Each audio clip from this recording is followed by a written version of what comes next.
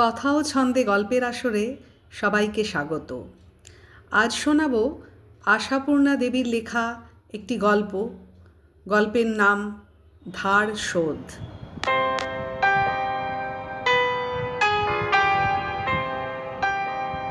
এই যে লিস্ট। বুড়ুর জন্মদিনে বাড়িতে যাদের ডাকতে চায় রুমা, তাদের নামের তালিকাটা এগিয়ে দেয় পার্থর দিকে। পার্থ প্রায় লাফিয়ে ওঠে। এই এত বড় লম্বা লিস্ট? না তো কি, রুমা বেশ জোর দিয়ে বলে। ওর থেকে একটা নামও বাদ দেওয়া চলবে না। বিয়ে হলো, কেউ জানলো না। চাঁদের মতো একটা মেয়ে হলো, তা কেউ জানলো না। আবদার নাকি? মেয়ের মুখে ভাতের সময় উড়িয়ে দিয়েছ, জন্মদিনে ঘটনা করলে রক্ষে রাখবো না। তা এখন রুমা এই আবদারটা করতে পারে, কারণ পার্থর সাপ্লাইয়ের বিজনেসটা প্রায় লাফিয়ে লাফিয়ে আকাশ ছুঁতে চাইছে। আর এই লাফানিটা শুরু হয়েছে ওদের বিয়ের পর থেকেই। বিয়ের আগে পর্যন্ত তো পার্থ প্রায় একটা বাউন্ডুলের মতো ঘ্যাচাং ঘ্যাচাং শব্দ ওঠা পুরনো মোটর বাইকে ঘুরে বেড়াতো। রুমা ওর সঙ্গে রেজিস্ট্রি করে বসেছে বলে রুমাদের বাড়িতে দারুণ অসন্তোষ উঠেছিল। তারপর অবশ্যই অসন্তোষটা ঠান্ডা হয়ে গেছে, কারণ পার্থ ধাই ধাই করে পুরনো মোটর বাইক থেকে নতুন মোটর বাইক, নতুন মোটর বাইক থেকে নতুন মোটরে উঠে বসেছে।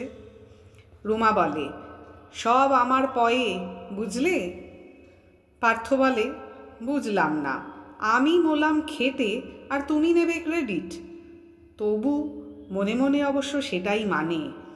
পার্থর টাকা হওয়া মানেই তো রুমার আরাম, আয়েশ, সুখ, স্বাচ্ছন্দ্য, ইচ্ছা পূরণ। প্রথম এসে রুমা কাঠের চৌকিতে শুয়েছিল, আর এখন রুমা হঠাৎ হঠাৎ বলতে শুরু করেছে, এত চমৎকার খাটে কিন্তু ডানলোপিলোর গদি না হলে মানায় না। তবু রুমার একটা দুঃখ রয়েছে এখনও। ওর বিয়েতে ঘটা হয়নি, লোকজন খায়নি। মেয়ের মুখে ভাতের সময়ও কথাটা কানে তোলেনি পার্থ। তখন মস্ত একটা অর্ডার বাগানোর তালে কলকাতা বোম্বাই করছে। অতএব মেয়ের জন্মদিন। কিন্তু লিস্টটা দেখতে দেখতে পার্থ হাসল, বলল, আমাদের বিয়েটা কেউ জানলো না মানে? দেশ শুদ্ধ লোকের মুখেই তো তখন ওই প্রসঙ্গ। তাতে কী লাভ হয়েছিল? রুমা মুখের একটা বিশেষ ভঙ্গি করল, যেটা সে প্রায়ই করে, আর যেটা দেখেই পার্থ বলল, আর কিছু না হোক, জানাজানিটা তো হয়েছিল। বলো কানাকানি, চুলোয় যাক ও কথা। এখন তুমি এই লিস্টটা পড়ে ঠিক করে ফেলো কোন কোন বেলায় কোন কোন দিকটা সারবে। দিন আর বেশি হাতে নেই। কাগজখানা উল্টে ধরল পার্থ, একটু থামল, চোখটা যেন কোঁচকালো একটু। তারপর বলল, মায়াদেবীকে? রুমা একটু অপ্রস্তুতভাবে বলল, বাহ, তোমার সেই কি যেন পিসির মেয়ে, তুমি যেখান থেকে কলেজে পড়তে, মায়াদিই তো বলেছিলে। মায়াদি? ওহ। পার্থ একটা বড় গোছের স্বস্তির নিঃশ্বাস ফেলে বলে, মায়াদেবী শুনে ঘাবড়ে গিয়েছিলাম, কিন্তু ওকে তো তুমি চেনো না, চোখেই দেখনি কোনো দিন। কী করে দেখব? দেখিয়েছ কখনো? একটা লাভ ম্যারেজ করে আত্মীয় সমাজে স্রেফ পতিতের ভূমিকা নিয়ে বসে থেকেছ। এবার আমি সবাইকে দেখতে চাই। পার্থর একটু হাসি পেল। পার্থ বুঝতে পারছে দেখতে চাওয়াটা ছল, দেখাতে চায় রুমা। রুমা নিজের ঘর সংসার, স্বামী, সন্তান দেখাতে চায়, নিজের সোনাঝরা ভাগ্যটা দেখাতে চায়। কিন্তু এসব কথা বুঝতে পারলেও বলতে নেই। পার্থ রুমার সুখী সুখী আলো আলো মুখটার দিকে তাকিয়ে যেটা বলতে হয় সেটাই বলে, তবে দেখো, কিন্তু মায়াদির কথা ভাবছি, ওটা বোধ হয়। রুমা ওই আধখানা শুনেই বুঝে নেয় কথাটা কি। রুমা জেদি গলায় বলে, কেন? ওটা আবার বোধ হয় কেন? ওদের কাছে অসময়ে অত উপকার পেয়েছ। রুমা নিজের মতো করে ভাবে। ছুটির দিনে রুমাকে নিয়ে পার্থ অথবা পার্থকে নিয়ে রুমা আত্মীয়দের বাড়ি বাড়ি ঘুরল, আর যা কিছু বলবার রুমা নিজেই বলল সুন্দর করে। সবাই আসবেন বলল জোর দিয়ে। মানুষজনের সঙ্গে কথা বলতে জানে রুমা। ফিরে এসে লিস্টে লাল পেন্সিলে টিক মেরে মেরে রুমা বলল, এবার যে কটা বাকি থাকলো তোমার ভাগ। এদের সব অফিস টফিসে গিয়ে বললেই হবে। শুধু একজন তো? অবশ্যই তোমার ওই মায়াদির ব্যাপারটা আলাদা। অফিসে গিয়েই বলতে হবে বটে, ওদের সেই রিশরের বাড়িতে গিয়ে বলা তো আর সম্ভব নয়। তবে ওকে বিশেষ করে বলে দিও যেন বাড়ির সবাই আসেন। রুমা ভেবেছে রিশরে গিয়ে নেমন্তন্ন করা অসম্ভব, কিন্তু ধরে নিয়েছে রিশরে থেকে সপরিবারে নেমন্তন্নে আসা সম্ভব। পার্থ এইসব ধারণা আর ভাষা নিয়ে তর্ক করে না, কোনো ব্যাপারেই না। পার্থ জানে যেটা হয় সেটা হয়, যেটা হয় না সেটা হয় না। রুমার ধারণায় কিছু এসে যায় না। ওরা যদি না আসে, রুমা পার্থকে গঞ্জনা দেবে, বলবে তুমি ভালো করে ঠিক বলনি, জানি তো গুছিয়ে কথা বলার ক্ষমতা কত। রুমা হয়তো তখন একটু মুচকি হাসবেও, বলবে নয়তো কি কেউ বিয়ের প্রস্তাব করতে এসে বলে, আচ্ছা আমাদের যতখানি জানা চেনা হয়েছে তাতে কি বিয়ে করা চলে না? কথাটা মাঝে মাঝেই তোলে রুমা। তা সত্যি, পরে ভেবেছে পার্থ কথাটা খুব বুদ্ধুর মতোই হয়েছিল। তা বলে রুমার কাছে হারে না, বলে যেভাবেই বলি কার্যোদ্ধার হয়েছিল কি না। এখন রুমা দেখলে পার্থ কীভাবে কথা বলে, কথার কায়দাতেই অর্ডার বাগায় পার্থ। লিস্টটা পকেট থেকে বার করে করে একটা একটা করে অফিসে ঢু মারল পার্থ। 2-4 জন পার্থর বন্ধু, বাকি সবই রুমার পিস্তুতো দাদা, মাস্তুতো দাদা, খুড়তুতো কাকা ইত্যাদির দল। ভেবে ভেবে এত নাম ঠিকানাও আবিষ্কার করেছে রুমা। মায়াদিরটা আজ থাক, ভাবল পার্থ।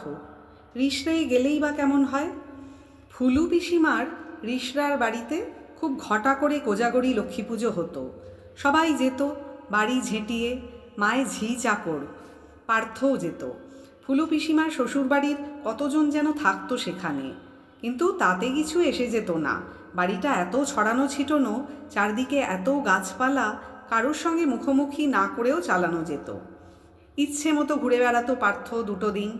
মায়াদি খুঁজে খুঁজে ধরে এনে খাওয়াতে বসাতো। পার্থ বলতো, এত সুন্দর বাড়ি তোমাদের এখানে মায়াদি, আর শ্যামবাজারের ওই চাপা বাড়িতে পড়ে থাকো। মায়াদি বলতো, কলকাতায় যে ভাত জল হে মশাই, বাবা কাকা তুই আমি 4 জনকে ডেলি প্যাসেঞ্জারি করে অফিস কলেজ চালাতে হলে সৌন্দর্য মাথায় উঠত রে বাবা। মায়াদি পার্থর সঙ্গে কলেজে পড়তো, যদিও মায়াদি পার্থর থেকে কম করেও 10 বছরের বড়। মায়াদির জীবন বড় দুঃখের। বিয়ের পরই কি যেন গণ্ডগোলে শ্বশুরবাড়ি থেকে চলে আসতে হয়েছিল মায়াদিকে। সেই থেকে অনেক দিন পর্যন্ত মায়াদি শুধু মায়ের রান্নাঘরে সাহায্য করেছে, বাবার জামায় বোতাম বসিয়ে দিয়েছে, ঘর গুছিয়েছে, সেলাই করেছে, আর গল্পের বই পড়েছে। অনেক দিন পরে পার্থ যখন ফুলু পিসির আশ্রয় থেকে পড়তে এলো, মায়াদি বলল আমিও পড়ব। এক কথায় অবশ্য মায়াদির এই ইচ্ছে মঞ্জুর হয়নি, তবে হলো শেষ পর্যন্ত। পার্থ আর মায়াদি একসঙ্গে পড়েছে, একসঙ্গে ভাত খেয়ে কলেজে গেছে। তাই বলে কি মায়াদি তাকে শাসন করতে ছেড়েছে নাকি? উঠতে বসতে টিকটিক করেছে। রোদ লাগাচ্ছিস কেন রে? ঠান্ডা লাগাচ্ছিস কেন রে? পড়া ফেলে আড্ডা দিতে বেরোচ্ছিস কেন রে? এমনি কত কি। মায়াদি সব থেকে মায়া করেছে পার্থকে। বর্ষার দিনে কেমন করেই যেন পার্থর জামা পায়জামা গেঞ্জি রুমাল শুকিয়ে রেখেছে, কোন ফাঁকে পার্থর বিছানাটা ফর্সা করে রেখেছে, ওর বই খাতা গুছিয়ে রেখেছে। পার্থ যে এ বাড়িতে আশ্রিত, এ কথা যাতে পার্থর বেশি বেশি মনে না পড়ে, তার জন্যে চেষ্টা ছিল মায়াদির। সেই মায়াদির সঙ্গে কতদিন দেখাই হয়নি পার্থর। অথচ পার্থ ডালহাউসিতে রাত দিন যাচ্ছে, মায়াদির অফিসটার আশেপাশেই ঘুরছে কত সময়। ফুলু পিসেমশাই মারা যাবার পর পিসেমশাইয়ের অফিসের কর্তারা মায়াদিকে ডেকে একটা চাকরি দিয়েছিল। পিসেমশাইয়ের ছেলে ছিল না বলেই মেয়েকে দিয়েছিল, আর মেয়েটা বিএ পাশ করেছিল বলেই দিতে পেরেছিল। ফুলু পিসেমশাইয়ের শ্রাদ্ধের সময়ই চাকরির খবরটা পাওয়া গিয়েছিল। মায়াদি বলেছিল, দেখ পার্থ, ভাগ্যিস তোর সঙ্গে পড়াটা ধরেছিলাম। রিশরায় গিয়ে শ্রাদ্ধ হয়েছিল, কিন্তু রিশরা থেকে আর ফেরা হলো না ফুলু পিসিমাদের। মায়াদির ব্যাচেলার কাকা নিধুকা কলকাতার বাসা উঠিয়ে দিয়ে ওখানেই প্রতিষ্ঠিত করেছিলেন ফুলু পিসিমাদের। নিজে রেলি প্যাসেঞ্জারই শুরু করেছিলেন, ভাইঝিটাকেও তাই ধরালেন। এসব জানতো পার্থ, আর পৃথিবীর নিয়মেই সেই জানাটা খুব মনে রাখেনি। কি আশ্চর্য, রুমা মনে পড়িয়ে দিল, অথচ রুমা চোখেও দেখেনি মায়াদিকে। ছায়াদির বিয়ের সময় মায়াদি বলেছিল, বউকে আনলি না যে, আমি মনে কত আশা করে আছি এই সুযোগে তোর বউটাকে দেখতে পাবো। এমন কিছু দ্রষ্টব্য নয় বলেছিল পার্থ। মায়াদি ওকে চড় বসিয়ে দিয়েছিল, বলেছিল তবু তো লটকে পড়তে ছাড়িসনি। তারপর বলেছিল একদিন আনবি, বলে দিচ্ছি কিন্তু। ফুলু পিসিমার সংসারে মায়াই গিন্নি। ফুলু পিসিমার তো 12 মাসই হাঁপানির টান, আর পিসেমশাই বেঁচে থাকতেও কাকাই ছিলেন কর্তা। পার্থকে ভালোবাসতেন নিদুকা, বলতেন দিন জিনিসটা বাজারে বেশিক্ষণ পড়ে থাকতে পায় না পার্থ, যত তাড়াতাড়ি পারো কিনে নাও তাকে। আর বলতেন, আমি বলছি পার্থ, তোমার অনেক আয় উন্নতি হবে, মানে টাকা কড়ি হবে অনেক, তোমার হাতের তালুতে স্টার রয়েছে। নিধুকা জ্যোতিষ চর্চা করতেন। নিধুকার ঘরে অনেক হাত দেখার বই ছিল। পার্থ অবশ্য ওই জ্যোতিষ টতিষে বিশ্বাস করত না, হাসত, বলতো, আচ্ছা নিধুকা, ঠিক আছে, আপনার গণনা ফললে গণনার কি দক্ষিণা নেবেন বলে রাখুন।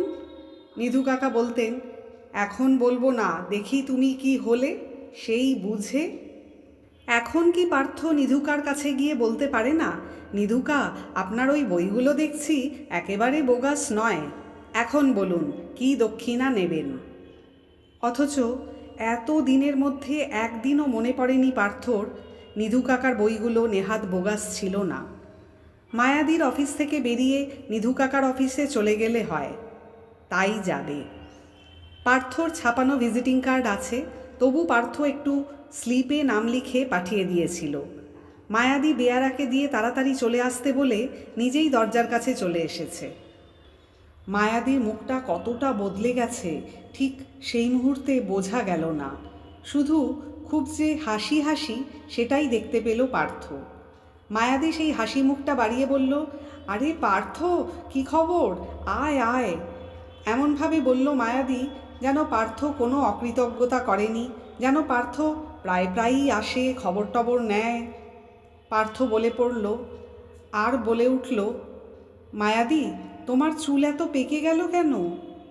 যেন এই প্রশ্নটাই করতে এসেছে পার্থ। মায়াদি একটু হাসল, কিন্তু সত্যিই কি ভাবলে শূন্য? তবে মনে মনে অত কথা বলেন কি করে সদাগরি অফিসের চিরকেরানি অনাদিপ্রসাদ ঘোষ? আমি কি করব, আমি কি করতে পারি? আমি তো দেখে শুনেই ভালো বিয়ে দিয়েছিলাম তোমার। তোমার কপালে সইল না সে দোষ কি আমার? সেখানে তোমার ভাসুর দেওর বিরাট একান্নবর্তী পরিবার, পড়ে থাকলে নিশ্চিত অন্ন ছিল। তুমি থাকলে না পড়ে, আমার অন্নে ভাগ বসাতে এলে। এসো, আমি কিছু আপত্তি করিনি, তবুও তুমি রাত দিন নাগিনীর মতো ফুঁসে বেড়াচ্ছ। তারপর কি করছিস আজকাল? পার্থ বলল, সেই যা করতাম। সেই করার চেহারা পাল্টানোর কথাটা কিন্তু তুলল না। একদিন যদি যেতে পারতিস রিসরায়। মায়াদি একটু হাসল, মা খুব আহ্লাদ করত। এখন এইভাবে বলছে মায়াদি, অথচ একসময় পার্থ বলতো, আমার চিরুনিটা কোথায় গেল মায়াদি? বলতো, মায়াদি তুমি রিপু করতে জানো, শার্টটায় এমন খোঁচা লাগলো। আর যখন হয়তো ফুলু পিসি ডাক দিত, ও মায়া, ও পার্থ, ছুটি হলে কি তোদের খিদেও পায় না রে? পার্থ বলতো, পিসিকে নিয়ে কি করা যায় বলো তো? এখন পার্থ একটু বেড়াতে গেলে ফুলু পিসি আহ্লাদ করবে, সেই খবরটা জানাচ্ছে মায়াদি কুণ্ঠিত কুণ্ঠিত হয়ে। মায়াদি, নিধুকার অফিসের ঠিকানাটা মনে পড়ছে না, একটু বলো না। মায়াদি হঠাৎ যেন বোকার মতো তাকায় পার্থর দিকে, তারপর আসতে বলে, কেন, ঠিকানা নিয়ে কি করবি? এমনি একবার দেখা করব, অনেক দিন দেখিনি। মায়াদি দেয়ালের দিকে তাকিয়ে আসতে বলল, অফিসে গেলে দেখা হবে না। পার্থর খেয়াল হলো নিধুকার বয়স হয়েছে, রিটায়ার করাই সম্ভব। সেই কথাই জিজ্ঞেস করলো পার্থ। মায়াদি কেমন অদ্ভুত একটু হেসে বলল, হ্যাঁ, রিটায়ার করেছেন। তারপর একটু থেমে বলল, তুই কিছু শুনিসনি? পার্থর বুকটা ধড়াস করে উঠল। পার্থ প্রায় চেঁচিয়ে বলে উঠল, মায়াদি। মায়াদি বলল, এই 1.5 বছর হলো। কি হয়েছিল মায়াদি? কিছু না, এমনি 2 দিন জ্বর হয়েছিল। সেদিন বলছিলেন আজ ভালো আছি, অফিস যাব। তারপর আর কি? পার্থর মনে হলো সে চেঁচিয়ে চেঁচিয়ে বলছে, দক্ষিণাটা যে দেওয়া হলো না নিধুকা, আপনার হাত গোনার দক্ষিণা। কিন্তু সত্যি চেঁচায়নি, তাই কেউ শুনতে পেল না।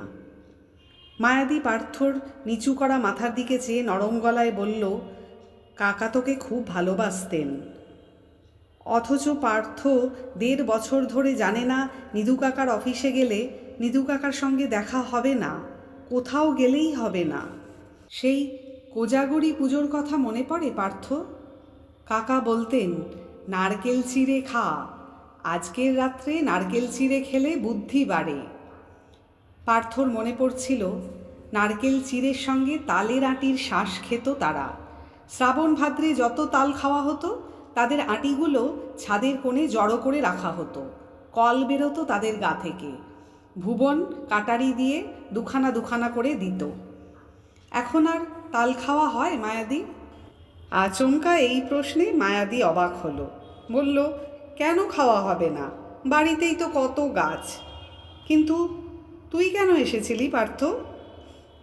এখনও পার্থ বলে উঠতে পারল না, এই যে মায়াদি, পরশু আমার মেয়ের জন্মদিন, তোমরা সবাই যাবে, সেই কথাটাই বলতে এসেছি। বলে উঠবে কি, ওই সবাইটা কে তা তো হিসাব করতে হবে। ছায়াদি কোথায় মায়াদি? জিজ্ঞেস করেই ভীতু ভীতু চোখে তাকায় পার্থ। কি বলবে মায়াদি ছায়াদি সম্পর্কে? না, অন্য কিছু না। মায়াদি শুধু নিঃশ্বাস ফেলে বলে, কোথায় আর যাবে, শ্বশুরবাড়িতেই আছে। মায়াদির কথা শুনে মনে হলো যাবার আর কোনো জায়গা থাকলে শ্বশুরবাড়িতে থাকতো না ছায়াদি। কেন, ছায়াদি কি বিধবা হয়েছে? সেই সুন্দর কোঁকড়া চুল স্বামীটি কি মারা গেছে? ওর কি হয়েছিল তার? মায়াদি কিন্তু তখনও বলে চলেছে, তবু দীপা নিপার তো বিয়ে দিতেই হবে, দীপারটা একরকম ঠিক করে ফেলেছি। এসব তোমাকেই দিতে হবে মায়াদি, আর কে দেবে বল? সত্যি তো, মায়াদির বাবা নেই, ভাই নেই, কাকাও মারা গেছেন, থাকার মধ্যে রুগ্ন মা, বড় বড় 2 বিয়ে না হওয়া বোন, আর এই চাকরিটা। মায়াদি না করলে কে করবে? কিন্তু এর থেকে কি হয়, কত হয়। অথচ পার্থ নতুন গাড়ি কিনেছে। পার্থর বউ বলছে, এত সুন্দর খাটে ডানলো পিলোর গদি না হলে মানায় না। পার্থ মনে মনে বলল, মায়াদি, আমি তোমায় আমার মেয়ের জন্মদিনে নেমন্তন্ন করতে এসেছিলাম, তুমি তা করতে দিলে না। এখন তুমি যদি আবার জিজ্ঞাসা করো, কেন এসেছিলি রে পার্থ, তা তো কই বললি না, কি উত্তর দেব? মায়াদি, উঠি। মায়াদি কিন্তু আর জিজ্ঞেস করলো না সে কথা, আর রিসরা যাওয়ার কথাও বলল না। শুধু খুব স্নেহ স্নেহ গলায় বলল, আয়, সুবিধে মতন আসিস 1-8 বার, খুব ভালো লাগলো তোকে দেখে, মার কাছে গিয়ে সব আগে তোর কথাই বলবো। কিন্তু মায়াদি আর রিসরা যাওয়ার কথা বলল না কেন? মায়াদি কি বুঝতে পেরেছে পার্থর স্যুটের কাপড়টা কতটা দামি? বুঝতে পেরেছে কতটা দামি জুতো আর চশমার ফ্রেমটাও? চেয়ার থেকে উঠবার সময় আস্তে আস্তে জুতোটা ঘষে পার্থর বলতে ইচ্ছা করে, মায়াদি, দীপার বিয়ের কিছুটা ভার আমাকে দাও। কিন্তু উঠে দাঁড়িয়ে কথাটা এমন উল্টোপাল্টা হয়ে গেল কেন? পার্থ নিজের কথা শুনে নিজেই অবাক হয়ে গেল। পার্থ দেখতে পেল টেবিলের ওপর ঝুঁকে পড়া পার্থর মতো দেখতে ছেলেটা বলল, মায়াদি, তোমার কাছে চাইতে লজ্জা করছে, কিন্তু একমাত্র তোমার কাছেই চাইতে লজ্জা নেই। গোটাকুড়ি টাকা দিতে পারো? যত তাড়াতাড়ি পারি। পার্থ নামের আর একটা ছেলে ঠিক এইভাবে টেবিলে ঝুঁকে বলতো না, আনাআষ্টেক পয়সা হবে মায়াদি, দেখো, চাকরি হলে আমি তোমার সব ধার শোধ করে দেবই।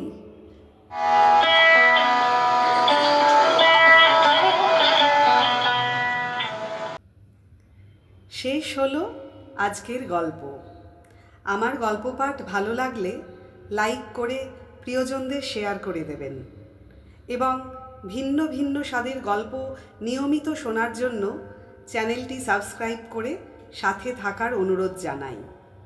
খুব তাড়াতাড়ি আবার চলে আসব একটি নতুন স্বাদের গল্প নিয়ে। ততক্ষণ পর্যন্ত সবাই সুস্থ থাকুন, খুব ভালো থাকুন। ধন্যবাদ।